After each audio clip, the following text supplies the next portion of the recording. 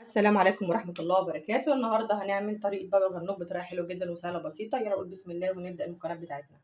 طبعا هنا معايا ده التوم بتاعنا اللي كده على جنب، نشيل ده ونحط البتنجان بتاعنا. بسم الله الرحمن الرحيم. طبعا احنا شويناه وقشرناه بالشكل ده كده. طيب انا هعمل ايه بعد كده؟ هبتدي احط هنا عندي التوم، حوالي 3 فصوص من التوم، احط كده التوم بالهراسة بالشكل ده كده.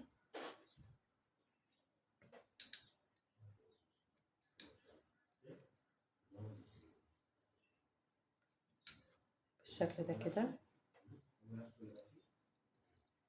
كده خلاص عملنا التوم بتاعنا بالشكل ده. طيب ايه الخطوه اللي احنا هنعملها بعد كده؟ معايا نص ليمونه بالشكل ده. طيب معايا ايه تاني؟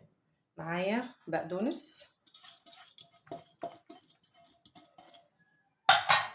معايا كيس طحينه لسه كمان من السلبة دلوقتي. دي طبعا نحط اول حاجه، بس هرسها الاول بايد الهون. عايز تعملهم في الكب اعمليهم، انا بستعملهم كده وبعدين بعملهم بعدها بالشوكه.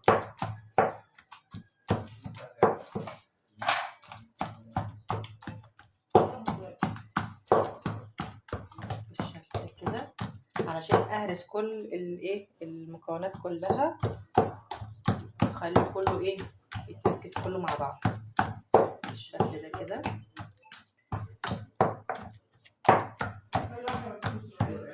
بالشكل ده كده كده خلاص انا عملتها. يبقى امسح بقى ايد الهون بتاعتنا تمام بالشكل ده. ابتدي احط ايه تاني؟ هفتح كيس الطحينه وابتدي احط المكونات كلها على بعضها بالشكل ده كده. حطيت الطحينه بتاعتنا واحط تاني توابل بتاعتنا.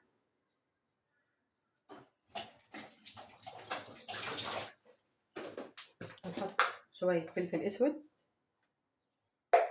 طيب هحط ايه تاني؟ نحط 7 توابل، والاساسي معانا في الوصفه وهو الكمون.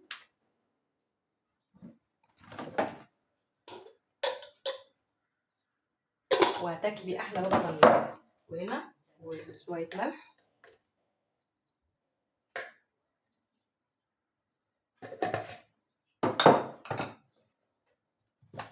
وهنحط جزء حاجه بسيطه جدا لا تذكر من هريسه الشطه. بص حاجه بسيطه جدا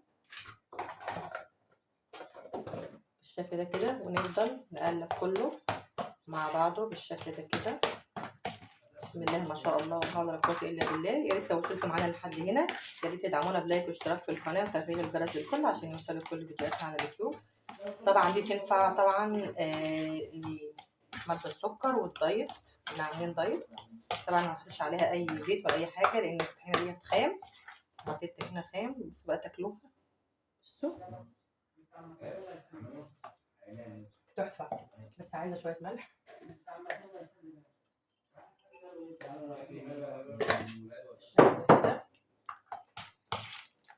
وتتقدم.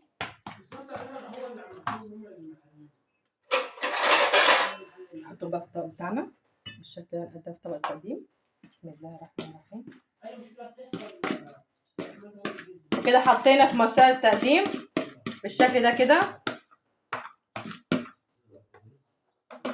وكده يا ريت الفيديو بتاع النهارده يكون نال اعجابكم، والسلام عليكم ورحمه الله وبركاته. وزي فيديوهات جديده، مع السلامه.